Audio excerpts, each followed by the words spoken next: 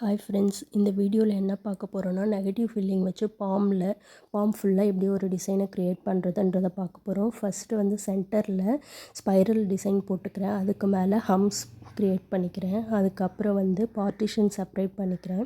எதுக்கு partition separate பண்ணுறேன்னா, ஒரு ஃப்ளவரில் பெட்டல்ஸ் போடுவோம் இல்லையா, அந்த பெட்டல்ஸ் எல்லாமே வந்து ஈக்குவலாக வரணுன்றதுக்காக பார்ட்டிஷன் செப்ரேட் பண்ணி போட்டால் எல்லாமே ஈக்குவலாக இருக்கும், அன்ஈவனாக இல்லாமல். நீங்கள் பிகினர்ஸாக இருந்தால் இந்த மாதிரி ட்ரை பண்ணி பாருங்கள், ஈஸியாக இருக்கும். அதுக்கப்புறம் ஈச் பெட்டல்ஸ்லேயும் ஷேடிங் கொடுத்துக்கிறேன். ஷேடிங் கொடுத்துட்டு நெகட்டிவ் ஃபீலிங்கை பொறுத்த வரைக்கும் சம் எலமெண்ட்ஸ் ஆட் பண்ணால் தான் நல்லாயிருக்கும். ஒரே டிசைனை ஃபுல்லாக போடக்கூடாது. அதனால் லீஃப் பேட்டர்ன் சம் எலமெண்ட்ஸ் வந்து ஆட் பண்ணிக்கிறேன். எப்பயுமே ஒரு டிசைன் போட போகிறோன்னா ஸ்ட்ரெயிட் லைனாக போடாமல் கொஞ்சம் கேர்வ்டு பேட்டர்னாக போட்டால் அது கொஞ்சம் அழகாக இருக்கும். ட்ரை பண்ணி பாருங்கள். அந்த மாதிரி இதில் வந்து நான் நிறையா ஃப்ளவர் வந்து க்ரியேட் பண்ணிக்க போகிறேன்.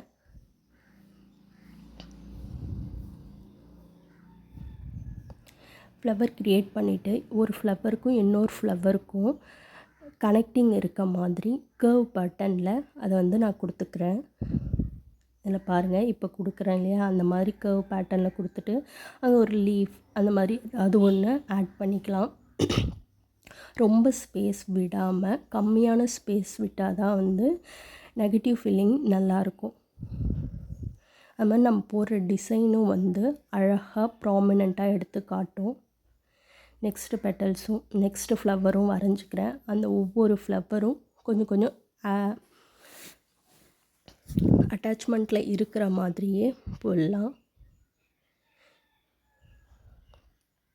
இப்போ நம்ம ஒரு டிசைன் போடுறோம், ஒரு டிசைனும் ஒரு எலமெண்ட்ஸ் எது வரைஞ்சாலுமே இப்போ நம்ம கோனில் போடக்குள்ள டிப்பில் வந்து எக்ஸஸாக வந்து இருக்கும். அதை வந்து நம்ம எப்பயுமே க்ளீன் பண்ணிட்டு தான் அடுத்தடுத்த டிசைன் வந்து நம்ம க்ரியேட் பண்ணணும். இல்லைனா அந்த டிசைன் கூட நம்ம அந்த டிப்பை வந்து க்ளீன் பண்ணாமல் நம்ம போட்டோன்னா அது ஒரு மாதிரி ஒரு ப்ராப்பரான ஒரு டிசைனாக வராது.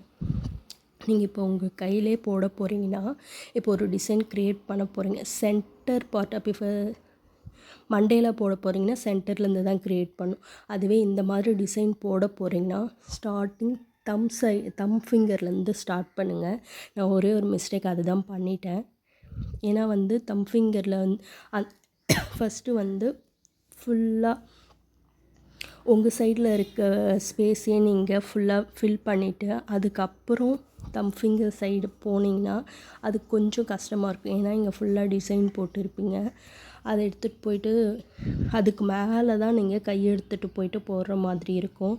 அப்போ வந்து உங்களுக்கு டிசைன் வந்து மர்ஜ் ஆகவோ ஏதாவது கலையவோ ஏதாவது செய்யும். அதனால் தம் சைட்லேருந்து ஸ்டார்ட் பண்ணிங்கன்னா உங்களுக்கு ஈஸியாக இருக்கும், சீக்கிரமாகவும் போட்டுடலாம். நீங்கள் ஒரு டிசைனை இப்போ நான் போடுறத பார்த்துட்டா உங்களுக்கு அப்படியே டக்குன்னு எல்லா டிசைனும் ஈஸியாக வந்துடும் அப்படின்னு நினைக்கக்கூடாது. நம்ம ப்ராக்டிஸ் பண்ணால் மட்டும்தான் மெஹந்தியை பொறுத்த வரைக்கும் டிசைன் வந்து ப்ராப்பராக உங்களுக்கு கிடைக்கும். இந்த மாதிரி நிறைய டிசைன்ஸ் வந்து நெக்ஸ்ட் அப்லோட் பண்ணிக்கிட்டே இருப்பேன். நீங்கள் சப்ஸ்கிரைப் பண்ணாமல் பார்க்குறீங்க அப்படின்னா உங்களுக்கு வந்து ஒரு நாள் 2 நாள் தெரியும், அதுக்கப்புறம் வந்து தெரியாது நான் போடுற வீடியோ. அதனால் சப்ஸ்கிரைப் பண்ணி வச்சுக்கோங்க.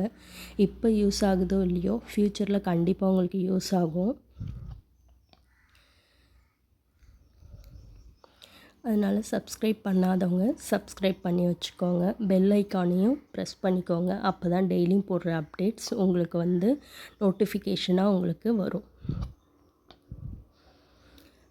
இந்த மாதிரி பாம்லேருந்து ஃபிங்கர் வரைக்குமே இந்த மாதிரி டிசைன்ஸை வந்து க்ரியேட் பண்ணணும், ஃபுல்லாக க்ரியேட் பண்ணிடணும்.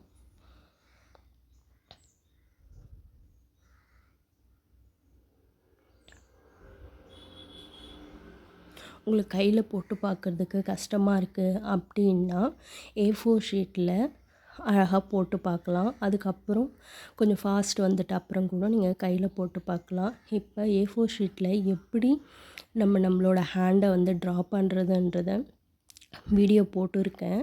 அதை போய் செக் பண்ணி பாருங்கள். ஈஸியாக எப்படி ட்ரா பண்ணிவிட்டு அதில் ப்ராக்டிஸ் பண்ணுறதுன்றது.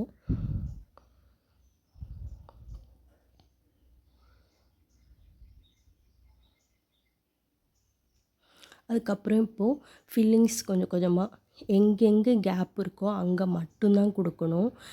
ரொம்ப ப்ரெஷர் கொடுத்து ஃபில்லிங் கொடுக்கக்கூடாது. ஏன்னா நம்ம ஒரு ஃப்ளவர் போட்டிருக்கோன்னா அதில் இருக்க பெட்டல் எப்படி போட்டிருக்கோமோ அது அப்படியே தான் இருக்கணும். நம்ம ஃபில்லிங் கொடுக்குறோன்றதுனால போயிட்டு அந்த பெட்டல்ஸை டிஸ்டர்ப் பண்ணக்கூடாது. ஒன்லி எம்ப்டி ஸ்பேஸில் மட்டும்தான் வந்து ஃபில்லிங் கொடுக்கணும். அந்த டிசைனும் ஸ்பாயில் ஆகக்கூடாது நம்ம கொடுக்குற ஃபில்லிங்னால். இதில் வந்து அவுட்டர் ட்ராப் பண்ணிட்டு ஃபில் பண்ண முடியாது. ஏன்னா ஃபுல்லாகவே வந்து நெகட்டிவ் ஃபில்லிங் கொடுக்குறோம். அதனால் நம்ம கொஞ்சம் பார்த்து தான் வந்து ஃபில்லிங்ஸை கொடுக்கணும். ஃபில்லிங் கொடுக்கவும் நம்ம ப்ராக்டிஸ் பண்ணிக்கணும். இப்போ நான் யூஸ் பண்ணுறது வந்து ஆர்கானிக் கோன். அதனால ஃப்ளோ வந்து இவ்வளோ நல்லா இருக்குது. அதுவே கடையில் விற்கிற கோன் அவ்வளோ ஃப்ளோ இருக்காது.